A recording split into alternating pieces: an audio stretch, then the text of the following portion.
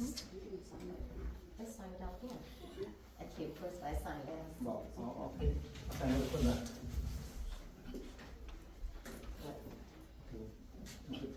Alright, โอเค just go by the number. กลับ First เป็นนัมเบอ topic. ร์โอเค First topic.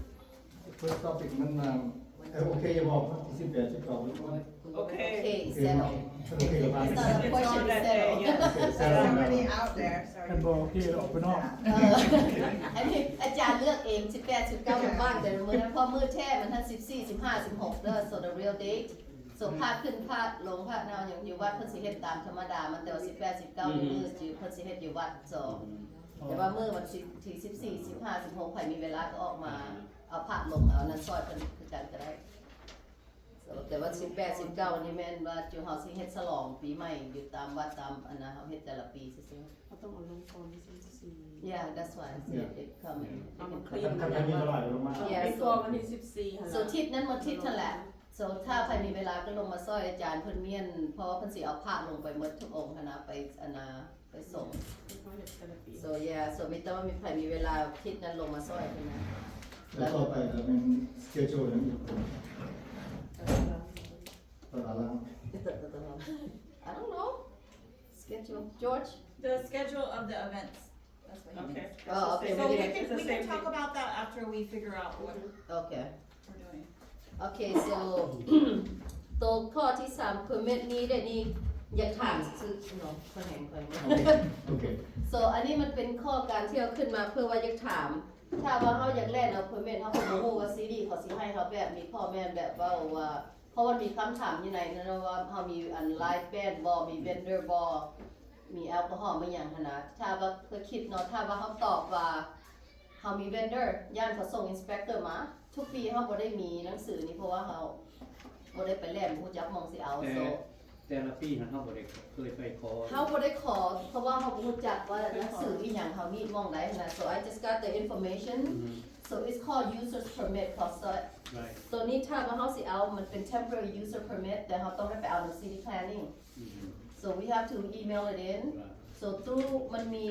application มันมี2หน้าเนาะมันมีคำถาม2หน้าแต่ตัวที่ว่ามันเกี่ยวกับนี้ตัว vendor กับตัว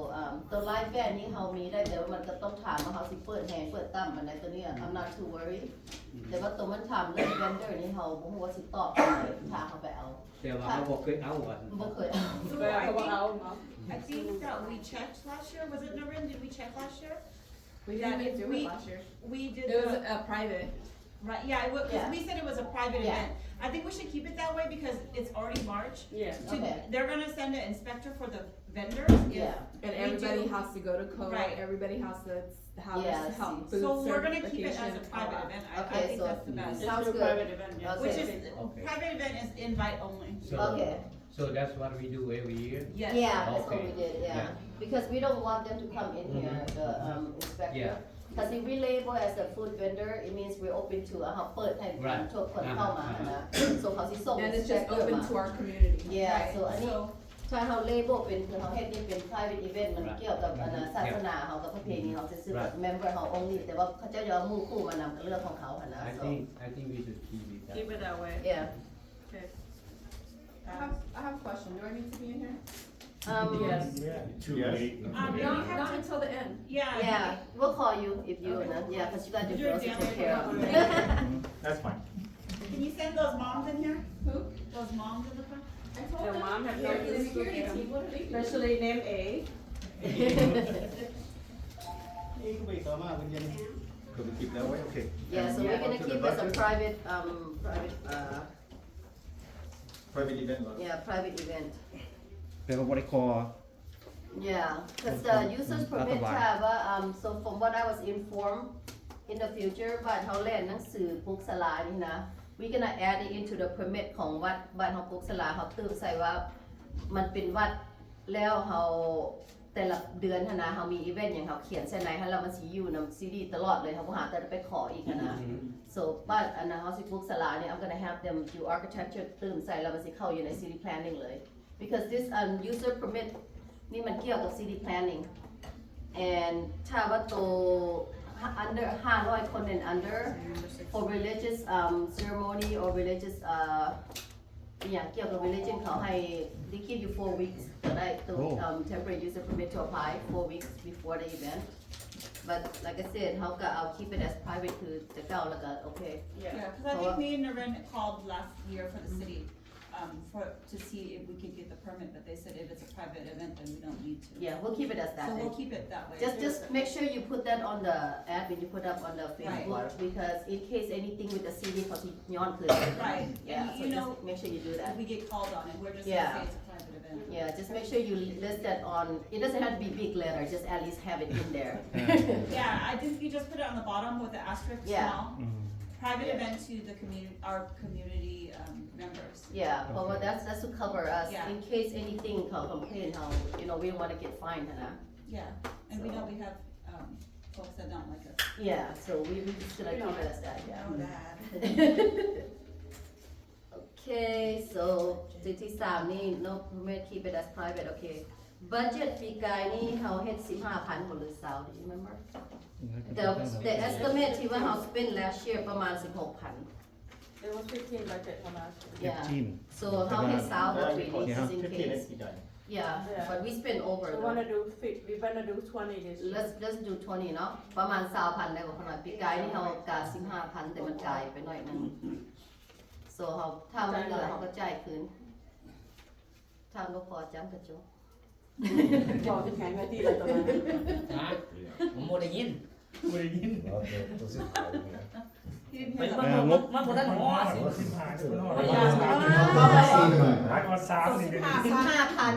งบประมาณเขาหน่อยงบประมาณเว้าสุดเลยงบประมาณ แล้วพวกเขาน้อย โซ ขอ สาว 3 ปีนี้พอ ปี 20,000 นี้ ได้ ก็ส บ่ ร้างอะไรก็ใช่ไหม ได้ยินบ่ บ่หันใจใหญ่ เพิ่นคิดเบิดก่อน คิด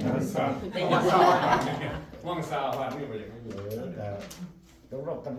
ต้องรบกันเนาะ โดยคือน้อยว่า20,000กะไว้มันเหลือเขาก็เอาคืนไว้ได้ถ้ามันบ่พออาจารย์ได้จบได้ 3 วันกับ3 วันนั่นแหละคันบ่พอก็3 วันนี่ล่ะ มันบ่พอ บ่พออาจารย์ได้จบได้ขน่อย ถ้ามันเหลือเขาน่าส่งคืนนี่ ยังบ่พูดต้องอธิบายให้เพิ่นให้เพิ่นเข้าใจว่าพอ20,000ถ้าหากว่าเข้าใจบ่หมดเข้าใจฮอด19,999ก็เอามาคืนให้อาจารย์แต่ถ้าว่าใกล้หันอาจารย์กระจาย ดีก่อน20,000เนี่ยก็จะเอามาเฮ็ดหยัง เรียกจะพอได้กันไป เพราะเขาไม่ได้ไม่ได้ โดย โอเคso ตกลงบัดเจ็ต 3,000 เนาะ สามพัน งบซื้องบ งบประมาณ เกี่ยวเรื่องภาษีงบประมาณ โอเค so ข้อ5 sponsorship ตัด คอย นี้ เซ็นต้องขยี้ด้วย เท่ากับสิเอาตามลิสต์เก่าเนาะ อาจจะสนับสนุน ปีนี้เอาสิแลนไปแต่ละบอลเลิกคิดว่านะ เล่นได้ปีกายนี่ดร.ยี่บ่เล่น เดี๋ยวนี้ปีนี้สิแลนเขาก็มีหลายคนเอาจอเนาะเขาก็สิมีลิสต์นะพวกหมด โอเค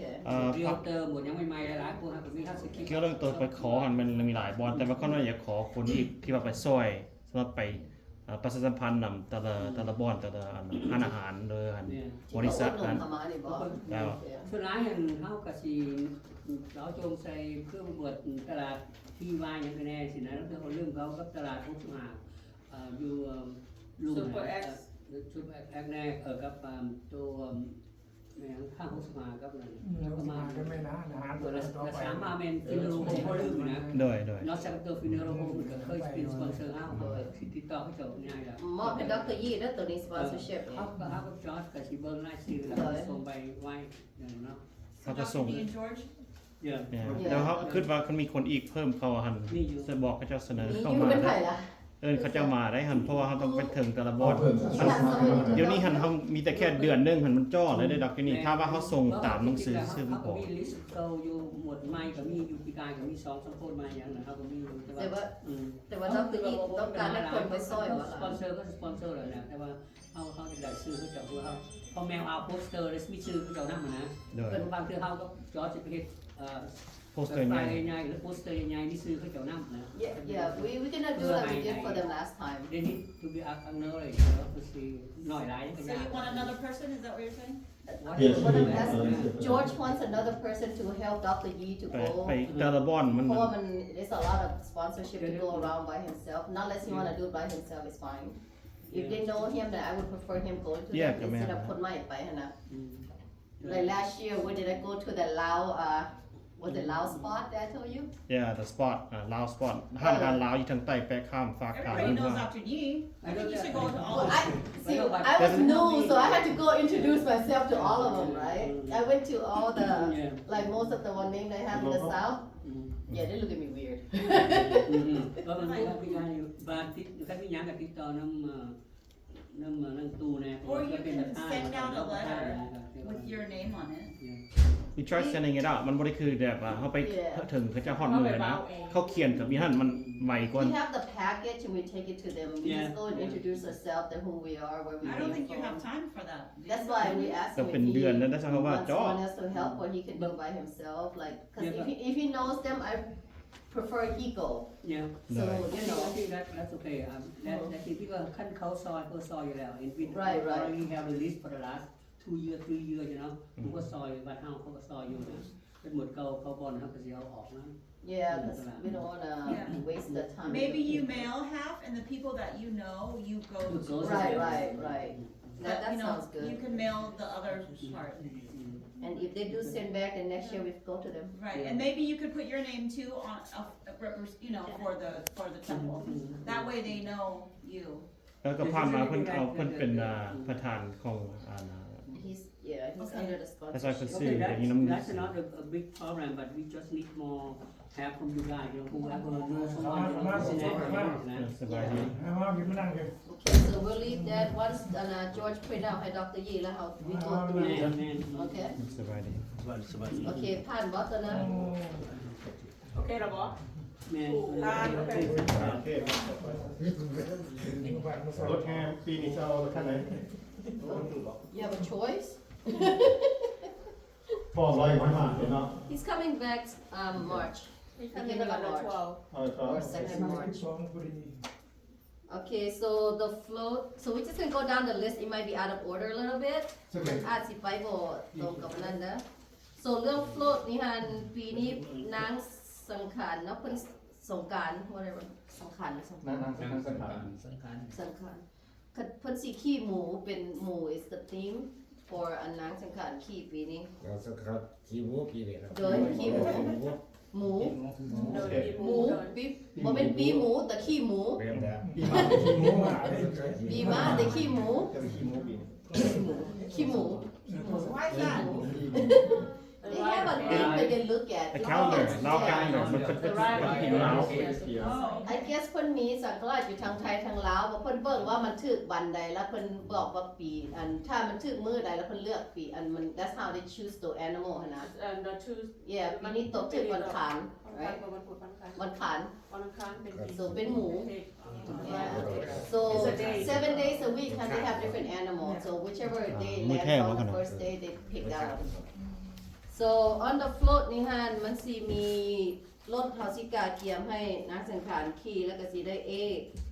so ตัวนี้แต่ปีก่อนฮันผู้เฮ็ดทำมันจุไอโลเนาะจุไฟส่วนหลายอยู่construction group โลกับอันนั้นแค่น ไอ้อ้วน เพราะมันได้ใส่ screws and nuts and all that stuff so we'll get the name down later for นั้นเฮาไปแล้วเฮาสิหารายชื่อแล้วเฮาสิได้เอาลงว่างั้นไผปีนี้ไอโลแล้วก็บ่สบาย so เราก็อาจสิซอยหลายบ่ได้ He gonna be here but Yeah, he but he gonna be can't do late anything heavy. เอาให้นัก Yeah, ได้ he can be late, but he can direct. You know, Yeah, like, so he what- can guide, right? yeah. Yeah, he can guide, but I don't want him to do. No, I don't want him to do anything heavy So he either. just come in and he Make his sure you- idea. Make sure you include Uncle T's on there too he's good at the Oh, I talked to him last night already. So he's เขา supposed เก่ง to. ด้าน So like to head float, you know, toที่ว่า carving บ่เฮ็ดหยัง put together สลายซีเมนต์มีไอตีกับลอยเป็นผู้เฮ็ด มื้อใดลอยกลับมาคืนนี้ don't know นี่คิดว่า He's coming. He's coming on the board. He's coming. Yeah, coming next next month. month. He'll be here on the 12th. Yeah, he'll be here. โอเค แต่ว่า I talked to him already. yeah. โอเค So ไอตีเรากับลอยอันนี้ mainly ถ้าว่าไผซอยได้ก็ you more than welcome to come in and help. So big guy นี่make over for the Tweety bird. กับเจอตัวรถแห่น่ะมันมีป้ายข้างๆสิมีโอ้มีหยังน่ะเฮาเอามาก่อนก็ได้เขามีตรงแต่ทางสีไม้ก่อนน่ะนะ Well, yeah. อยู่แล้วเขาจะมีแต่ทาสีไม้สิเฮาออกมาก่อนก็ได้ซอยชันจนออกมา ตัวนี้ I can ซอยได้ที่มองนี่เนาะ You bird you can จุนอัน เว้าเรื่องอัน โลดเลยนะโลดเลยนะ I always work on that Yeah เพราะว่าดร.ยี่เป็นว่าถ้าเราเอาออกมา early แปลง I think we gonna have to start early เพราะว่ามันก็ใกล้เวลา ไปแล้วมันเป็น มัน late แล้ว ซื้อกันอีก6อาทิตย์นึง Okay so วันแรกตัวกลุ่มนี้ I'll talk to the construction group เกี่ยวกับ parade okay Okay ต่อไป raffle Raffle team No raffle let's talk about raffle first place second place third place ใครมีความเห็นอย่างบ่ว่าเป็น Okay I'm not team but I'm gonna give an idea Usually Eton's the one in charge of the raffle anyways. Not this year. Who's gonna be in charge? Who can we trust to? Raffle ticket I wanna say the first prize I'm gonna go with cash $2,000 cash Instead of ซื้อคำบอ คื ก อคำมันแพง 2,000 ปลายได้เดี๋ยวนี้นะ เอาเงินซื้อเงินได้นี่ขนาด เอาคิดว่ารางวัลที่1 2,000รางวัลที่2 1,500รางวัลที่3 ตลาด 1,000 เสียดีเก็บเท่าไหร่ อันน่ะแม่ออกทอนเพิ่นว่าถ้าซื้อคำมันแพงเดี๋ยวนี้ขนาด แพงหลาย ถ้าบาทนึง รางวัลที่2มันแพง บาทนึงประมาณ 2,000 บาท ใช่ก็ได้ โอ้แต่ว่าปีปลาย เป็นชื่อมันคำบาทนึงก็สิงามกว่าแคชแต่ว่าเงินแคชแล้ววันที่2ที่3นี่ก็ได้แต่ละวันที่1เอาตัว2ปลายเนาะ มันก็ ก็ บ่ ได้ ได้ เอา เท่าไหร่ ได้ มันจะไปเท่าไหร่นะคะ อันน่ะประมาณ 2,400 2,500นี่แหละ 2,500 ไป โอเคถ้าว่าจังซั่นขนาด ลักษณะ อย่าประมาณ 2,500 2,500มันเป็นข้อยแล้วจะเป็นซอยหันสิได้บ่ได้ ค่าตี ฮะ แล้วก็เลข2,000ได้ประมาณ 25 45 ทีวีอยู่หน่วยนึงไม่ถึง บาทนึง ประมาณเท่าไหร่บ่ แต่ว่าถ้าเราจะเอาเป็นซอยๆหันกันแพงกว่า ถ้าตีไป400นี่ ประมาณ3,000นะ Okay, I'll just see I can go ask หรือว่าใครมีเวลาไปถามเขาว่าคำบาทนึงเท่าใดแล้วเขาจึงมาเว้ากันใหม่ที่มองนี่ซื่อ เบิ่งอยู่ในนั้นก็ Every day it changes That's why เขาไปถามรถแล้วจะมามื้อหน้าแล้วไปซื้อไว้รถบ่ต้องท่า Once we find out how much if it's within ราคาเขาจะเทียบไปซื้อไว้รถ ดีไซน์เนี่ยคือ first price กูแล้วเอาโหลดเขาบ่ต้องถ่ายอยู่นะเพราะว่าคันเฮาดีไซน์เนี่ย toเอาว่า the first price มัน1 บาทแล้วก็อย่างนั้นว่าแคชที่2บ่คันซักได้หรือว่าแต่ว่าคันสิเอามันคือเพราะว่ามันขึ้นโลกแต่ละมื้อ I know that's why I say ว่าถ้าว่าเขาอยาก ถ้าตกลงกันน่ะนะเฮาเอกสารแล้วว่าเอา จะได้มันสิขายฟรีหลายกว่าที่ว่าเขาเจ้ามักคำบ่เลยก็มักเลยบ่เคย You Fine, know, Marty, remember but one year we did the alcohol too and Yeah, but Yes that's we did at the party Yes, of Okay. เอาเขาเขาบ่ได้ เอา what about like karaoke or what did we do one year? ลาเชียร์แคร์โอเคกับคันเงิน I mean เรื่องคำนี่มันอาจารย์ว่าจังได๋ขนาดมีความคิดอยู่บ่ ก็ ทำมันบาทเดียวมันแน่บ่เห็นซ้ํ แล้วแพทย์ของเรา เฮาเอาบาทเอง That's ปี why เฮาเอาบาท คำคือเก่าหั่นแหละ That's บาท why เฮา เขา เอาคู่เทือคู่ปีเฮาบาทนึงบาท บาทนึงเทื่อ แม่นี่เนาะว่าแต่ว่าใครว่าคือชาวบ้านว่ามันแน่บ่เห็น3บาทนึงมันโซเชีย เป็นยังวะถ้า อยากเรียน ก็แม่นอยู่ถ้าว่าอันน่ะถ้าว่าบาทนึงมันน้อยเนาะแต่ 1,500 ถ้าว่าเฮาลงคือว่า 1,500 หรือ 2,000 นี่คนสิเห็นเงินนี่หลายคนคำอยู่แต่ว่าเฮาบ่ได้ลงทุนนะ คิดว่า 2,000 เงินสดรางวัลที่1รางวัลที่2 1,000 1,500เป็นยังไงอันนี้ I 1,500 think งาม second place is 1,000. แต่อยู่แล้วเอาเนาะ To me 1,500 first price is still Because low remember we said last year we did it cheaper. We only did the karaoke. It was only like 500, right? ปีกายนี่เฮาเบิดเท่าไหร่ กายนี่เขาบอกประมาณ Maybe we should just second, third we do items instead of. ถ้าว่าเขาเอาคำแต่เอาเงินที่2เขาก็สิหลายกว่าปี คิด กาย ว่า นะ คิดว่าเราเอาเงินรางวัลที่1เงิน 2,000 ตัวที่2ที่3มาเอาไอเทมก็ได้ Yeah, do that. Okay, let's do this. How much are we willing to put into the raffle? ประมาณ 3,000 บาท 3,000 budget แต่ว่าเขาก็ได้ขายประมาณ 5,000 Last year เฮา budget เฮาก็มอง raffle นี่ 2,000 ถึง 2,500 เท่านั้นแหละ เพราะว่าเขาเอาอันนั้นcarry system มีแต่2-300 ปลายแล้วก็คัน2สบายมีแต่200 So should we stay at 2,500 budget for raffle บ่ Okay. So ข้างในอันน่ะมองจกสลากนี่สิข้างในสิเอางบประมาณ 2,500 จ่ายไปออกโอเค So มันเงินตัว 2,500 นี่มันพอได้เฮาก็เอาตัวนั้น so ถ้าว่ามัน 2,500 แล้ววันที่สองเสียยังแล้ววันที่สอง คือว่านี่แหละถ้าว่าทำมันแพงเขาก็เอาเงินเป็นรางวัลที่1เขามีแต่ตกลงกันว่าสิให้มันรางวัลที่1นี่เท่าไหร่ถ้าเขามี 2,000 นี่เนาะ 2,500 มาเล่นเนาะถ้าเขาเอารางวัลที่1เป็น 1,500 เขาก็ยังเหลือ 1,000 จะซื้อตัว2อันนั้นถ้าว่าเขามีตัวที่2ที่3มันลดลงหันเขาก็มีเงินตัวนั้นมาตื้มใส่รางวัลที่1หรือว่าสิเอารางวัลที่ 1,500 รางวัลที่2 500บ่500หรือ700บ่ก็ได้แล้วตัวต่อไปเฮาก็ไปซื้อเครื่องบ่หรือจังได๋เฮาตกลง Yeah, กัน that sounds good though. right so เพราะว่าถ้าเฮาไปตาม market ของคำเดี๋ยวนี้เฮาย่านเฮามันหลายโพด too much expense มันแพงโพด so เฮาสิ budget เอา 2,500 แล้วก็หน่อยโอเคแต่ว่า 2,500 นี่เฮาซื้อหยังได้เฮาเอาตัวนั้น so 2,500 so รางวัลที่1นี่เอาเป็นเงินเนาะ 1,500 งามอยู่บ่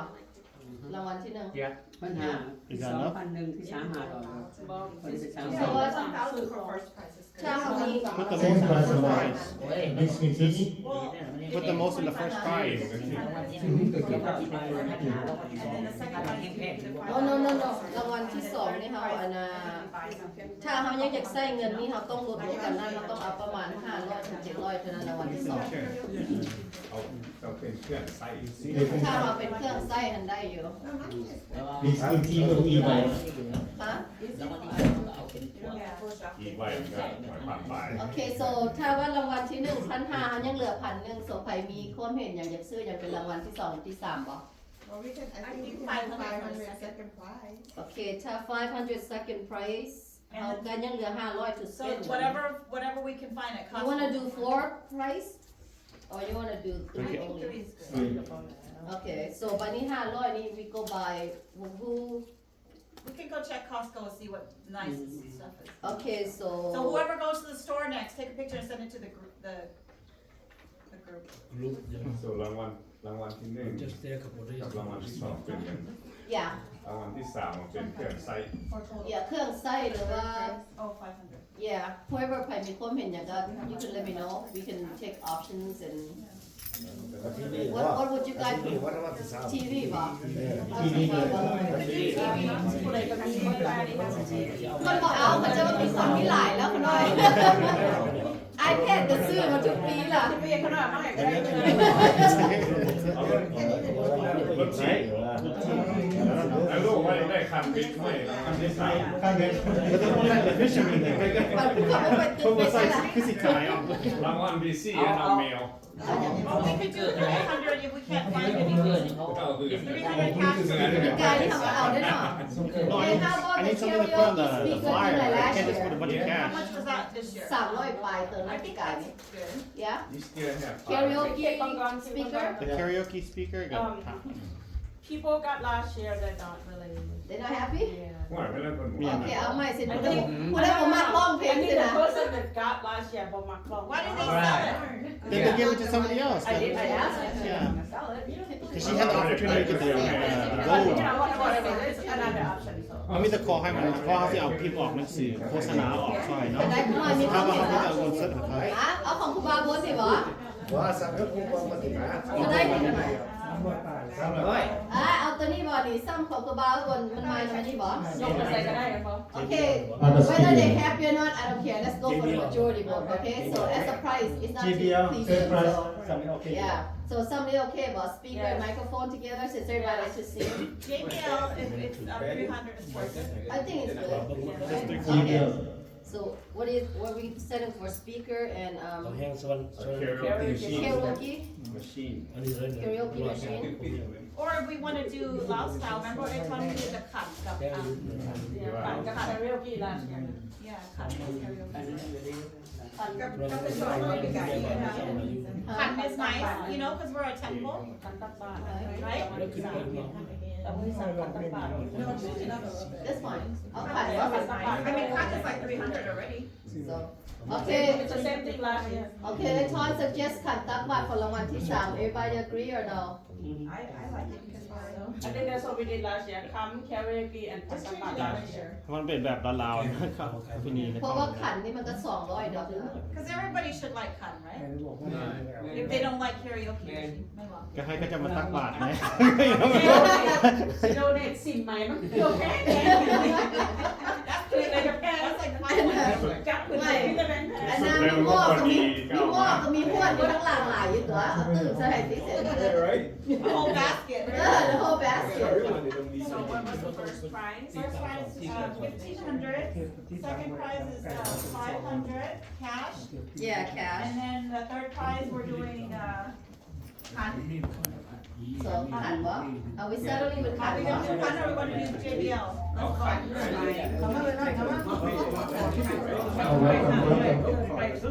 สำคัญมาแล้ว ขันเนาะ Let's do a vote. Voting? นี่ยังโกรธเนี่ย Kun or JBL? ขันบ่ขันบ่หรือ speaker Okay, let's vote on the Kun or JBL okay speakers. whoever agree with ขัน raise your Kun, raise your hand hand, please. No, this is only third prize. third prize okay third prize ขัน okay Can we have a speaker? Karaoke? speaker ได้ Raise your hand, please. ใครยังยกมือ speaker นักข้องไม่ได้ Okay, we have Kun and third prize speaker. There's too many Kun at the house. I don't need it. more than try to win the first and second prize then ยินดีต้อนรับ okay you know what I have a little suggestion with the ขัน part you know how มีหมดหนึ่งเข้ามีหมวดเป็นหลายทั้งหลังเราให้เป็น basket ใส่กับขัน Right, right, okay, right so yeah. it makes it look more Yeah, we can do that. yeah okay Basket. So we're going to do Kun. yeah ขันเงิน and then add the basket on it yeah so all just the lobsticks. yeah เป็นหม้อหนึ่งเป็นหวดเป็นน้ำข้นน้อยกับสาก yeah Yeah, let me have something to put on the fire. right right and get a basket for it, you know so it makes it more worth it right เสร็จแล้วนั่นมีฮอดเทียนเส้นของน้ำเอาแห่ออกมันเลยมันจะใส่ดีกว่าวันที่5ที่เราใส่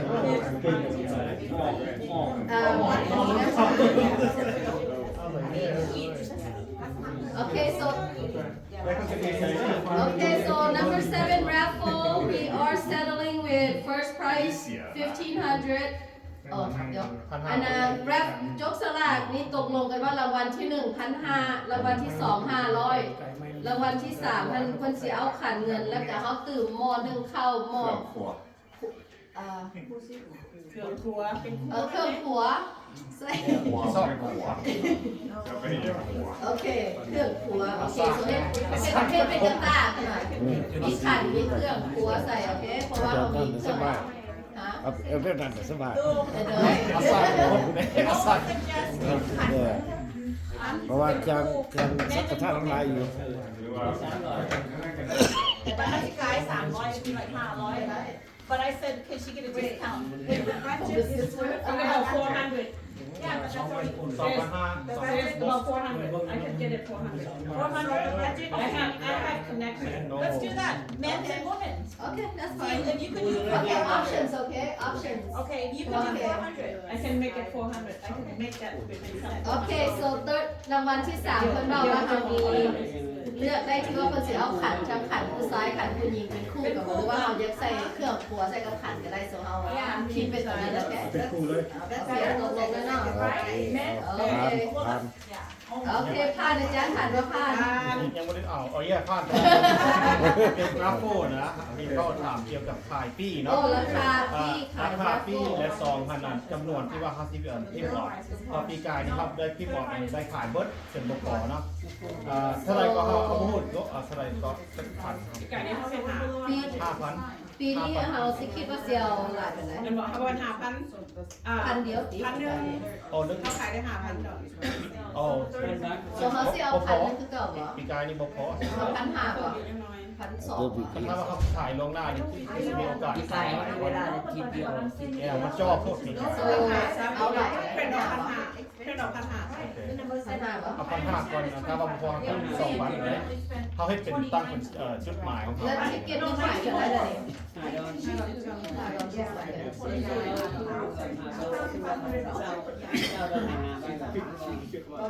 รอมา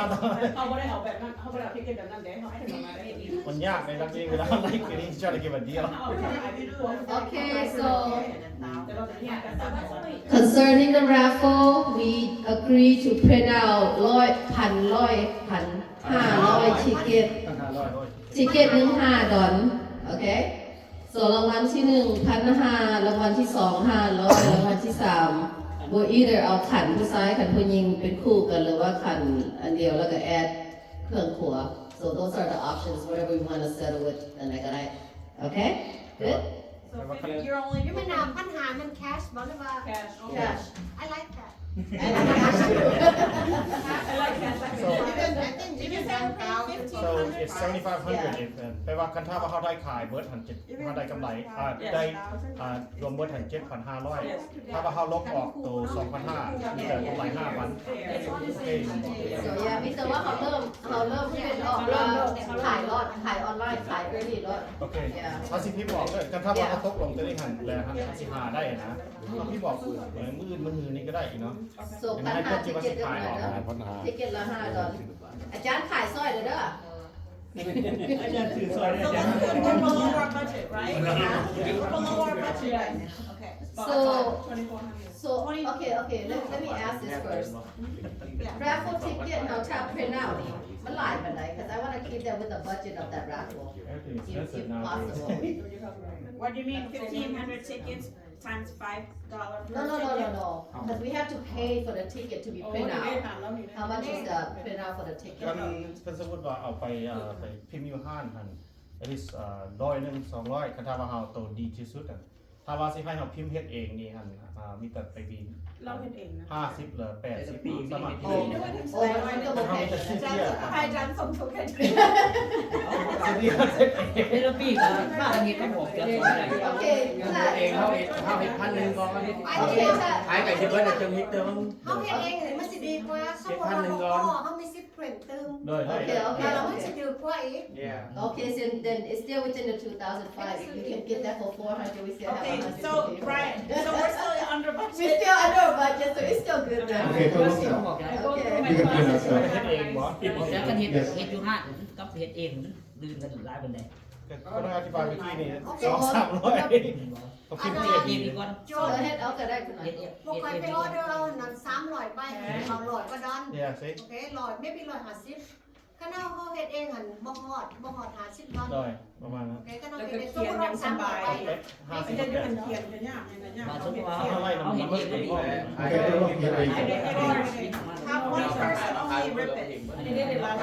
มันก็พิมพ์ออกแล้วให้มีผู้นึงกวด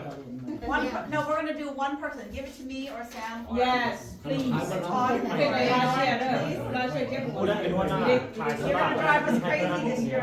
Who will be in charge of that? Well, let me be in charge of the ripping. Okay, so we need someone to be in charge of the raffle. Can I get a volunteer who want to be in charge of the raffle? Last year was Anton been who but you guys help. มีการนี้เอาตรงนี้เลยไว้ Can you do it? Oh yeah, you do it. No, Kelly's. Well, the thing is I'm gonna be Oh, with the work girls. too. Yeah. Me too. This year, แข่งหลาย so Aruni and your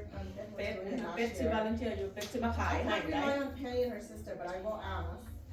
Okay, we do need somebody to be in charge of the raffle. I want to have a main person. Not selling. Not the selling, but somebody to be You in just charge have to of. hold the. We can do that. I mean, Yeah. So Kelly and A, okay? You guys just in charge. You don't have to go sell it. The yeah, thing. we're just in charge of it. Just say you guys in charge of the raffle. That's fine. Just make sure we rip it. Come on, welcome. Okay, so 2,500 budget Rooney was in charge and she let everybody rip it. and first prize. Documenting, you mean? She's good at selling it, but she don't know. Ripping the tickets and it got all mixed up. So they're gonna be the one keeping the price with them. They're gonna be the one in charge of all the stuff, but then other people can go sell. Everybody have to sell. It's just that I need someone to manage the raffle. That's all. Yeah. Because otherwise, you know เขาบ่รู้จักสิถามไปนี่นะ So we'll just hold the tickets, Yeah. give it to them, assign it out, that's all, and collect the money. That's it. Yeah. You don't have to sell it. Yeah, you don't have to sell it. I just need someone to be in charge. Yeah. You in charge of that So this one's going to be under Kelly เซ็นออกไป and it. I mean, I'm still going to be behind you guys or anything, so I'll, yeah. support support I'm the extended life. floater Okay, ผ่านบ่กันหน่อย ผ่าน จานมันเบิ่งด้วย เบิ่งกระเบิ่ง สบายดีจ้า สบายดีเด้อจ้าซิมอนจ้าซิมอนเปิดเปิดแคมรา โอ้ยนะครับ You know the mountains? Okay, ผ่านเนาะ I was like, Yeah, I was like, where is the You don't have to be there to win นะเขาบ่ได้ Yeah, yeah, we tell them. ไม่ซื้อรถ มีแต่ว่าตัวนี้มันได้ขาย make sure they have the name and phone number on there. Yeah. ซื้อรถมากอยู่ Yeah,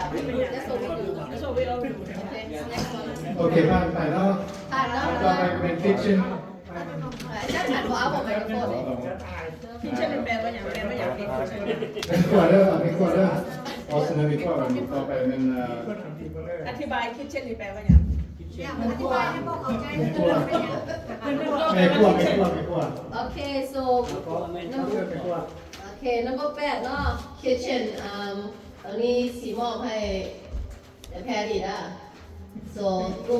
ม kitchen ไม่ได้หาคนมากับเจ้า แพรดีตามธรรมดาแล้วทุกปีเขาจะ แต่ว่ามี มี แต่คอยผู้เดียว No, it's your own group. เจ้ามาอีกทั้งสุ่มเนี่ยที่แต่ทีมนี้เนี่ย Let's just where's ว่า my จะมีเดียว kitchen? มีเนี่ยว่าจะมี That's for เดียว New Year. กับอันนั้น So last ขออันนั้นหงน้ำเด้อดอกอี yeah. And then Ebola, โบนะ โบโบ โอเคธรรมดาแล้วอยู่ใน kitchen เขามันมี เป็นยังซีซ่า แค่นี้ แพดดี้เป็นคนนั่นนะ มันจะสองอันเข้าไปเลย เป็นซุปเปอร์ไวเดอร์ อย่างชิคกี้พายไฟในองค์ปิ๊บ อย่าตามธรรมดาก็คือกลุ่มเก่าถ้าจะมีไผที่ก็มาตื่นซอยแล้วก็ดีโซหามาแล้วเอาคิว มาลดนะมาลด Yeah, So the more last the year better. was who too? Last year had me and Sammy a goal and แฮปออกนี้ so มีa Tina มี a Patty a Bon a Soup and Because last year I'm not here. I know now. Yeah. Your turn this time. yeah so those are the people that soy the big guy so if you can find more people to help you it would be great Okay, and you can give us the name. so yeah you provide us the I name think and Bo, then Tui. yeah those are the normal people that's on there Yeah. but if you have more people to add on to help I will ask Nam Kam help Okay. this year.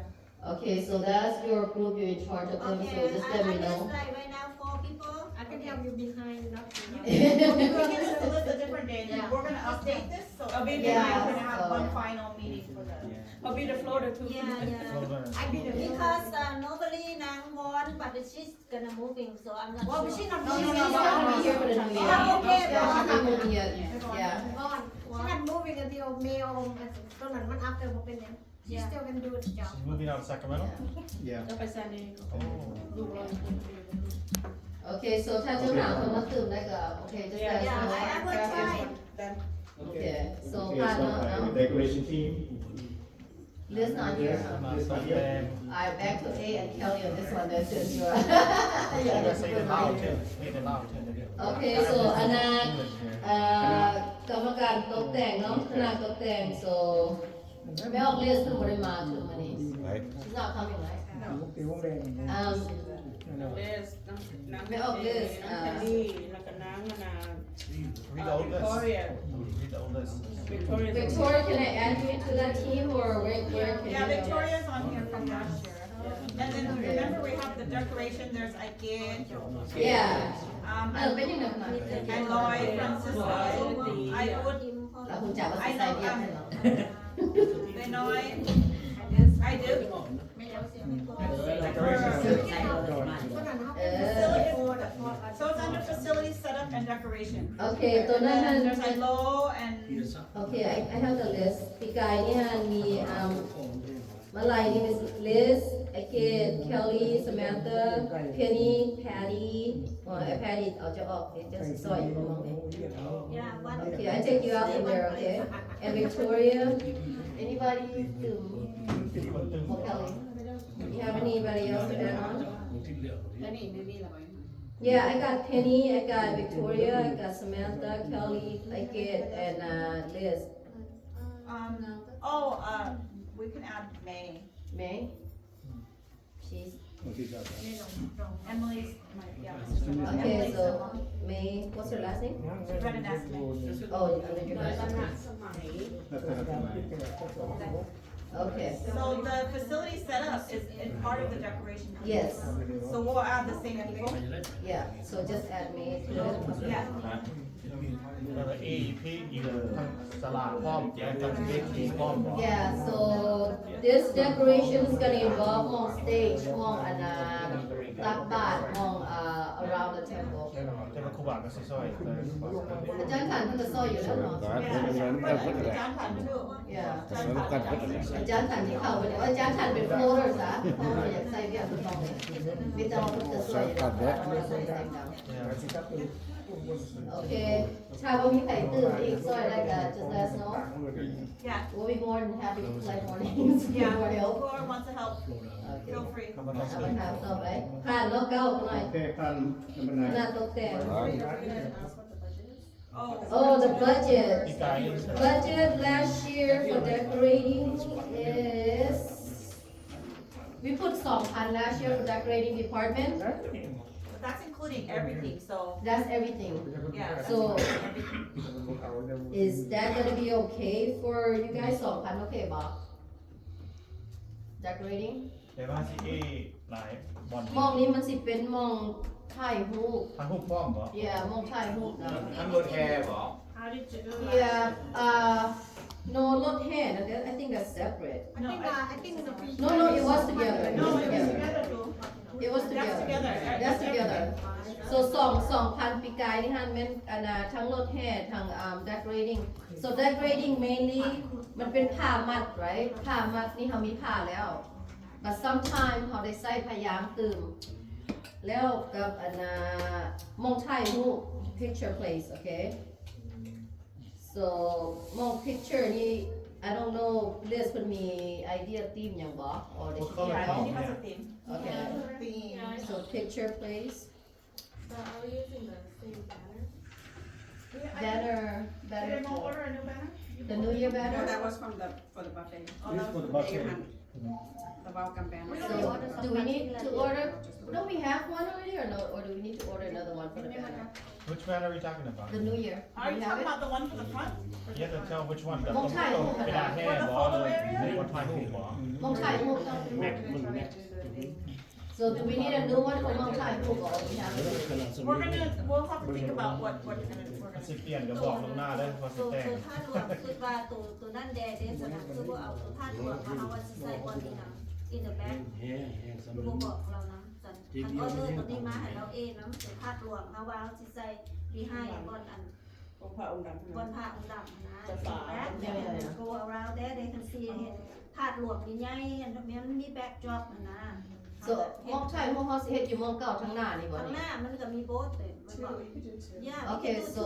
เพราะว่าทั้งหลังมันตัวแพรดีบอลนี่เพิ่นสิเอาไว้เลยตัวนี้ แต่ right เอา just แต่ว่ามันจะเป็น permanent เป็นแบรนด์เพิ่นสิเอาใส่ทั้งหลังเพิ่นสั่งรูปนะรูปรูปจังก็รูปท่านหลวงรูปท่านหลวงเพิ่นสิเอามาติดใส่ทั้งหลังมององค์ดำอยู่หั่นนะแล้วเพิ่นสิแล้วเพิ่นสิให้เมียนทั้งลุมโอ้มีอีกนึงนอกเกี่ยวกับมองนั้นเราอยากเสนอว่าทั้งลุ่มหั่นนะอยากให้เอาใส่ตะนางบ่ให้แมวเพราะอย่างเข้าไปทางกล้องหั่นนะ ดีหลายก็ดีคือกัน เพราะว่ามันแมวกับตัวพาสมนะ it goes in through the bottom yeah so ถ้าว่าเป็นไปได้ในกลุ่มในคณะconstruction อยากใส่ chicken wire net ตัวมันที่ค่ะนะ we don't have to use siding just ใส่ตัวนั้นอาจจะให้โซซัดเข้าไปในนั้น so I think that would be good okay so budget ค่ามองdecoration นี้ 2,000 ได้บ่หรือว่า you guys need more or stay there for now if there's more just let me know okay just ก่อนนะ โซมองในห้องตกแต่งนี่ก็ประมาณ 2,000 เพราะว่าปีกายมันก็ใส่ 2,000 เจ้ามัน เอา ต้อง เอา การ บ่ ตื่น บ่ต้องเฮ็ดดูดาดอกเฮ็ดธรรมดาแล้วตก ว้า ใจ ยอาจารย์นี่ผ่านธรรมดาตลอด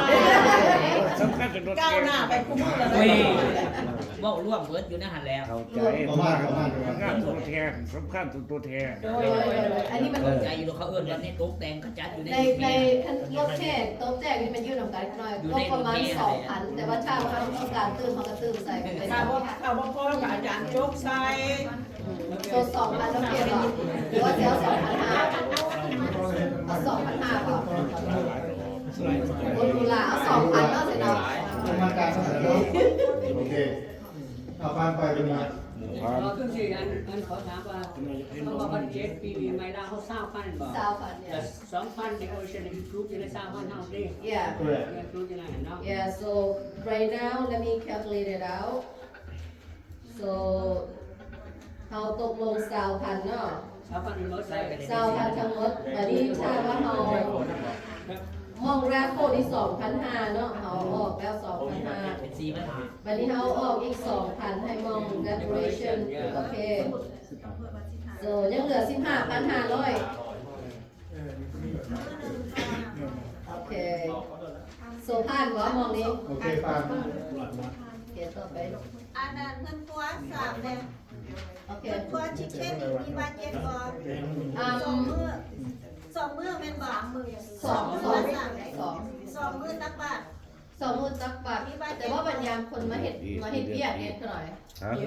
ยามคนมาเฮ็ดเวียกมื้อธรรมดาที่ว่ากรรมการทำมาเฮ็ดเวียกเขาก็ต้องได้มีเงินบัดเจ็ตซื้ออาหาร ต้องมีอาหารบัตเจ็ต so ให้งบประมาณเท่าไหร่ Last year in the food 500 for the temple but that's just for the มื้อตักบาตร อาหารมีแต่อาหารมื้อตักบาทเท่านั้นไม่บ่ได้มีหยังให้ 1,000 ได้ เอา บ่ ผ่านถึงกันครับ so ในอาหารทั้งมื้อที่ไปถึง2มื้อตักบาตร1,000โอเคเนาะรวมประมาณเพราะว่า2มื้อตักบาตรใส่กับมื้อที่ว่าเพิ่นเงินนะกรรมการหรือว่าคนวอลันเทียร์สิมาเฮาซื้ออาหารมา จักมื้อมาเฮ็ดเวียกค่ะ the whole week usually 2 days yeah เพราะว่าso 1,000โอเค บ่นั่นแล้วเขา yeah ถ้าบ่พอเขาจะว่ากันก็ได้บ่มีปัญหา พอเขาเทคแคร์เอง yeah so ไม่แต่ว่าอันนี้มันเขาต้องคนว่าอาหารที่ว่าวอลันเทียร์ก็จะมาซอยเป็นธรรมดาคนเรียนพระเรียนวัดเรียนอย่างนั้นนะ ตัวนี้ต้องมีแหละ yeah so ร่วมกันกับมื้อทำตักบาตรก็มีกายมีตักบาตร2มื้อก็7,500แบบทางของต้องการเอาอาหารมาเพิ่มอีกนะ 500 each no 2 days ค่อยบามื้อนึง300นี่ก็ยังบ่พอดอก2สำหรับอยู่มื้อตักบาตร2มื้อ มันเป็น 600 จังซี่ตักบาตร2มื้อเขาสิบ่ได้เฮ็ดโครงการคือเขาเฮ็ดมาเพราะว่าเขาจะมีเครื่องขาย เขาจะมีเครื่องขาย เขาอยากให้แม่อยากให้เขาจะไปซื้ออาหารกินเอง อย่าไม่ต้องให้เราไปวัดเช ไม่ น ได้ให้อาจารย์สั่งเรื่องใด คันเก็ดมื้ออันเฮาเฮ็ดอาหารมื้อละ100นี่พอบ่เฮ็ดให้คนกิน ได้เนี่ยได้อยู่ บ่แม่นบ่มีเลยป้าพี่แค่พูดแบบนั้นเฮ็ดเองมีแต่เก็บเงินซื่อๆแม่นบ่ ตำมะพุง2หน่วยไก่ไก่คอสโบมีตะตู5 only one แม่นบ่ dinner only แม่นบ่ yeah just เฮ็ in ด there เฮ็ดพอแล้ว so ไม่ต้องว่า แม่กินอยู่เฮือนมากแล้วต้องฮู้จักเด้แม่น เพราะว่าอย่ามื้อตั้งบ้านเขาสมดดังมาได้เพราะคนที่เจ้าอาหารมาแล้วคนเขาจะขายอาหาร so we try to help the vendors too so บ่ไอ้จริงพี่กายนี่นะมีคนกันอยู่ก็ที่เอาเครื่องแบบว่าแต่ส่งเขาไปกับปุ่นมันโดเนทแบบว่าเนี่ยนะจะมาก็สนุกปีนี้ กระปุ้นบ่เป็นหยังดอก ส่วนหลายที่จะก็มาหลายอยู่ดอกอาหารนะเขาส่วนหลายคนที่จะมาหลายอยู่แต่ว่าเขาก็อยากซอยที่ของขายเครื่องนะเขาเฮ็ดตื้มมาศึกษาเฮ็ดตื้มเฮ็ดอาหารตื้มให้เพื่ออาจารย์ yeah So the weekday who's here to do that well usually Anoy she's the one who take care at you So then we gotta let her know the budget too. yeah she's right there she's right there Right? Yeah, in the past นะเขาไม่ได้ออกเงินเอง yeah So this year we want to give it to her. แต่ว่าคนบ่เป็นหยัง No. So this year we should give it to her so she could have a budget. so ปีนี้working ไว้น้อย500 for the week นะถ้าอยากได้เพิ่มนะ can give her more So we're gonna say 1,000. yeah 1,000 for the budget for yeah So that 1,000 is included with NOI's 500. Yeah. Okay. แต่ว่าเขา So we'll split them to two ตัว weekday ให้ไอ้น้อย500ไว้ 500ไม่ได้โฮวิดเด้อ Yeah ถ้าบ่พอจะไม่มีเนาะมันเป็นความ แต่ว่าก็ไม่เคยสิใส่หมดดอกถ้ามีคนแล้วก็จังเฮ็ดได้ แต่ว่าเจ้าถือไว้ยังไม่ไปตลาดเจ้าไปบางทีจะบ่ได้จกเงินเจ้าเองขนาด ยกน้อยนึงก็บ่เป็นหยัง โอเคสินะได้ยินจังหวะเห็นแล้วก็นี่ยัง เป็นหัวเด้อทำกันเป็นคนวัดแล้ว เลยยังได้ยินอีก ขอคุณเสือมาครับแกมีพอแล้วเป็นจังแต่วิธีมันคือไหน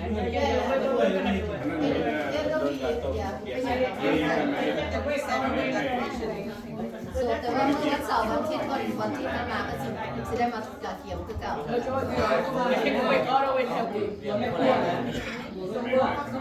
ี๋ยวแล้วไงอยู่พาสปอร์ตว่าใช่แล้วเราไม่รู้ว่าแม่กัน โอเค So ดร.ยี่ว่าก็เหตุผลดีเนาะบางทีนี่เราว่า คู่ประมาณ the week before that took the weekend before the whole month เพราะว่าเฮา เริ่มได้ดีสิว่านะ I forgot about the whole month through we got it So Dr. Nee is going to volunteer for the week before. no So we need to up the number because talking about this without the give up Okay, so that means we have to up the number to 1,500. เพราะว่าเขาสิได้เริ่มแต่เขาสมมุตินี่ไปก็ได้เนาะสิได้เริ่มไป So คือแม่นแต่ที่จะได้มายังสิได้มากุ้มเฮ็ดต้มหมูแน่ยังสิได้มากุ้มแต่งรถนี่แบบคือน่าสิง่ายคือเป็นปัญหาจะค่ะให้อยู่กรรมการถ้าบ่จอจานจบ I mean, we could always just bring a grill and have somebody grill for us. Okay. We just marinate it, you know, throw like Yeah. throw that little marinade. We sit on the just grill. grill it. No, we'll have one เรื่อง somebody อาหารท่านต้องเลือกกับผู้นั้นเห็นมีมาเห็นผู้นี้มาถามนึงมันจะกินน้ำกันได้แล้วพวกเขามีปัญหาดอก อันนั้นมีแต่เอาไว้เสิร์ฟ Okay, so 1,500นี่ step มันbut บางเรื่องช่วงนี้นี่บางเรื่องบางมื้อหลาย I know that's what I'm saying that's why เขาเอา แต่ ล ว่า ด เฮา ไว้ เฮาผู้ใดสิเฮ็ดหยังมาดับวิกแค่บอกกันแค่ตึกบอกกันนะเ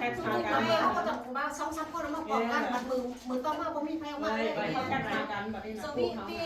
like if different day เขาก็ set up day like this and how divide กันเฮ็ดก็ได้ Always bring it and share it. Yeah bring and share แต่ว่า different day can share โอเคให้ไม่ควรจัดการทั้งหมดนี้เอากันเด้อว่าไปเสียอย่างมาเลยโอเคแต่ถ้าไปสิมาตื่นมีแต่บอกจิ๋วหน่อยไว้ว่าเสียมาตื่นสองท่านบอก โอเคครับ So we have how much? 1,500 for that? 1,500 1,500 for the เดี๋ยว kitchen. ยังเหลือ 14,000 แล้ว So basically, about like almost 2 weeks yeah. So it's basically 500 for มัน each. คือว่าช่วยเรื่องสิเริ่มมาจากที่แล้ว yeah yes เรื่องมันจะมาแบบนี้ yeah we have to stretch at 1,500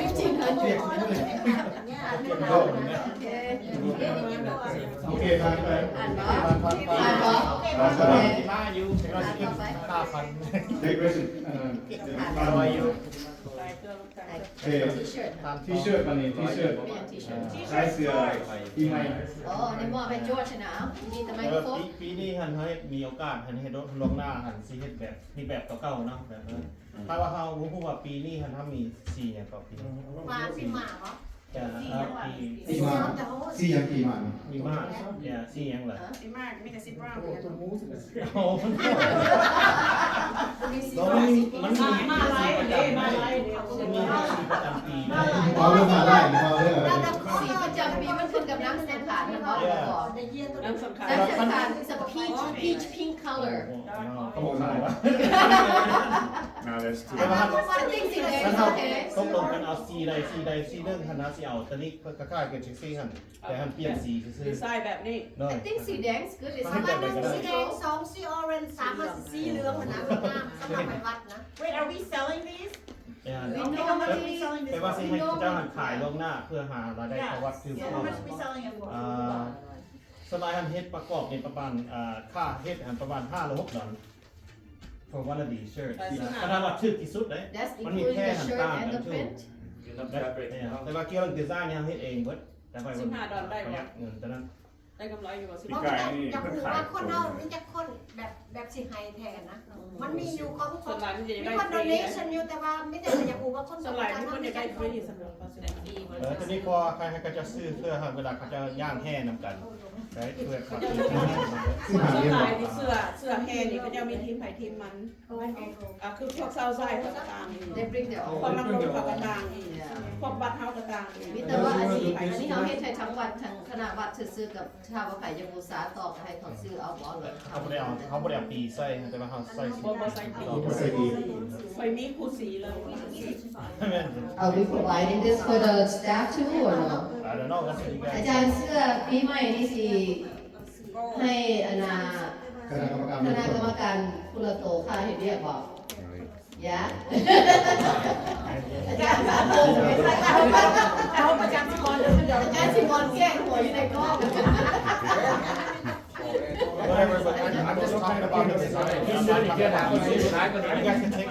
why you want to use it. I just want to know, are you guys okay with making that design I like ยอดสีปีนี้นะสีแดงกับสีโกโอเคกันจากเหลือเอาสีแดงเอา